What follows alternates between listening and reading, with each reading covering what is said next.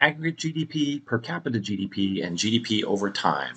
Three of the ways we use gross domestic product, part of our lecture series on gross domestic product. In this video, we're going to discuss these three ways that economists use GDP. We use them to make an aggregate comparison to gauge the relative size of economies.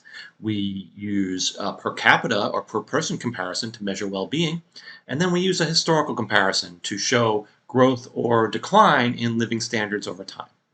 We'll also, on the way, discuss some strategies to conceptualize large numbers. Let me first bring us to looking at GDP in the aggregate by country.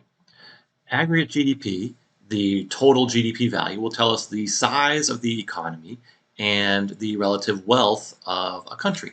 So here is a pie chart in 2018 about the world economy, and this shows in 2018 the United States economy size, the size of the total economy, using the formula that we talked about earlier in this lecture series, was about $20.5 trillion, whereas China's economy with this measure was about $13.6 trillion.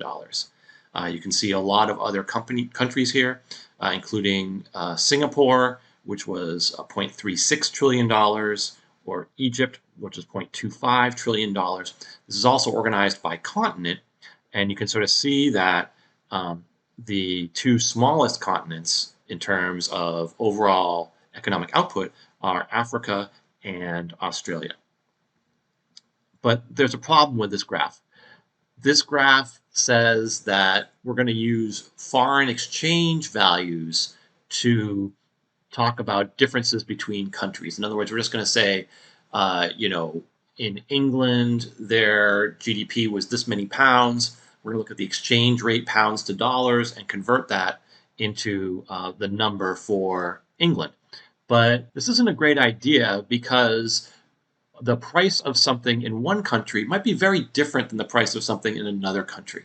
The price of a meal out in America might be different than the price of a meal out in some Asian countries. The price of a coffee in South Korea might be very different than the price of a coffee in America, much more different than the exchange rate would tell us. So what we need is we're going to need a different index. We're going to need a different way to compare this, and we use what we call purchasing power parity as opposed to foreign exchange. And when you notice this, when you use this purchasing power parity, you notice something interesting with this chart on the left. The chart on the left shows us that actually in 2018, with this better measure, China's economy at $25 trillion was larger than the United States economy at $20.5 million. So when we use this purchasing power parity, we can get very different numbers. You can notice India on the left-hand side versus India on the right-hand side. That's a very big difference between the foreign exchange value on the right and the purchasing power parity on the left. So the purchasing power parity is a better way to have these kinds of distinctions. Now, I just told you a lot of things about $1 trillion, and the real GDP in 2019 was around $19 trillion. We have a hard time figuring out how much that is. And in fact, in English, because million and billion and trillion all rhyme, they all kind of sound the same to us native English speakers, but they're all very, very different.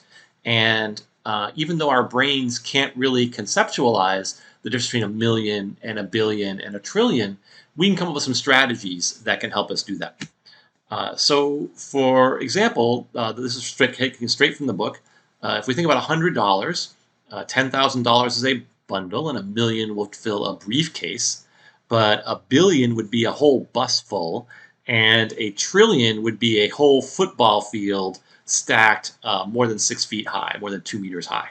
So that kind of gives you the idea that $1 million is a briefcase, $1 trillion is a football field or a football pitch or a soccer pitch. Any one of those will work. So we get this idea. That's a very big difference in scale, right? The difference between a briefcase and a football field. So Stevenson and Wolfers, our textbook, gives some strategies for dealing with these large numbers. You can divide a number by about 330 million Americans, or whatever country you're looking at, to get the sort of per person idea. You can divide by the 31.5 million seconds in a year. So if the GDP was $19 trillion, we could divide that by 31.5 million to get how much consumption is the U.S. spending each day. Also, you can think about Brandeis. Brandeis is around 10 million square feet, or almost a million square meters. So you can kind of think about, the GDP in that case. The GDP, if you put it in $100 bills, would cover the entire area of the Brandeis campus to about stacks of $150,000 each.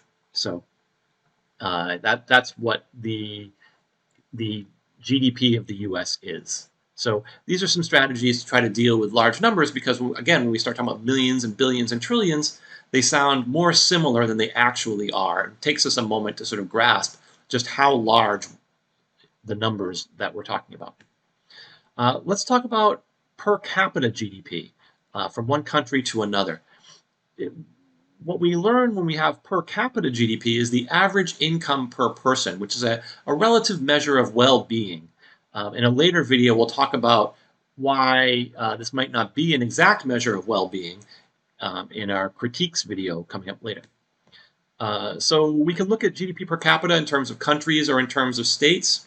You can definitely go on Wikipedia and look at the relative GDP of different countries. Also, we can do per capita over time. And one of the things we can see is over time, there was a time of relatively flat growth and then a time of extreme growth. What we call in America, we call this a hockey stick graph. And I realize that some of you may never have seen a hockey stick. Even if you grew up in America, in some parts of the South, you may not have seen a hockey stick. So this is a hockey stick. The idea is that there's a relatively flat part at the bottom and then a big vertical jump at for most of it. And you can see the same thing when we look at the GDP per capita over time.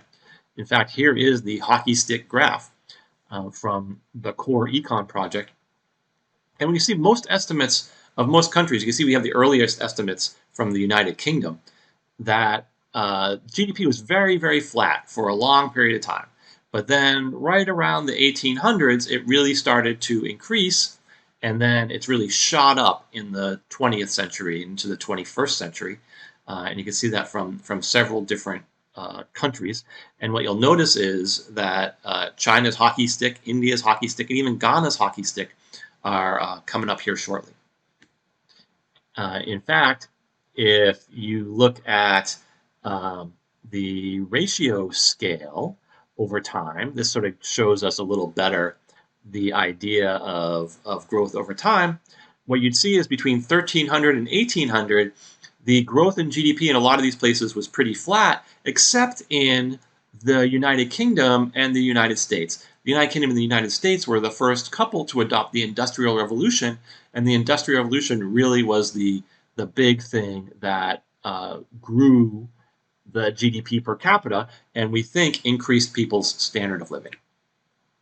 And again, if we look at this in a sort of logarithmic scale, so what we see on the left-hand side is, instead of going up with like an equal amount, what we're doing is we're going up by a greater amount as we go. It's called the logarithmic scale.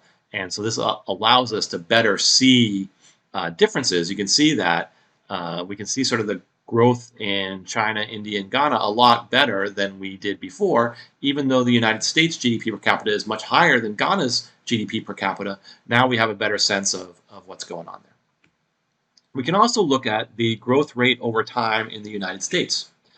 Here is a graph of the gross national product, which is a slightly different thing than GDP, but not that much different, from 1929 to 2019. And what you'll see is over time, the GDP has grown pretty much the whole time. There was a big drop right in 1930 with the Great Depression. There was a small drop with the Great Recession in 2007, 2008. But overall, there's been this steady accumulation of gross national product. Note again, we have this logarithmic scale on the left-hand side, which sort of smooths out the growth. But if we look at the percentage growth from year to year, we'll see something a little bit different. So what this graph shows us is that if the line is upward sloping, that economy is growing for that quarter of the year. If the line is descending, the economy is shrinking during that part of the year. And you'll see that most of the shrinking gross domestic products line up with these gray areas, which are recessions. And so what we see is, everything above the zero line, either the economy is growing a lot, and that's the upward sloping, or the economy is growing relatively slower, that's the downward sloping. There's only really a couple times, again, right after World War II and during the Great Recession, that the economy actually contracted. This graph doesn't show this, but during the coronavirus, there was also a big period of contraction in the second quarter of 2020. So we use GDP for several comparisons between countries over time and per capita. And I encourage you to go to Wikipedia or go to Our World in Data and take a look at some of these different comparisons for countries that you're interested in or time periods that you're interested in. Each of these comparisons will tell us something different about how people live. And it's important when we start talking about numbers in the millions, billions, and trillions that we take a moment and try to conceptualize exactly how large those numbers are. Thank you.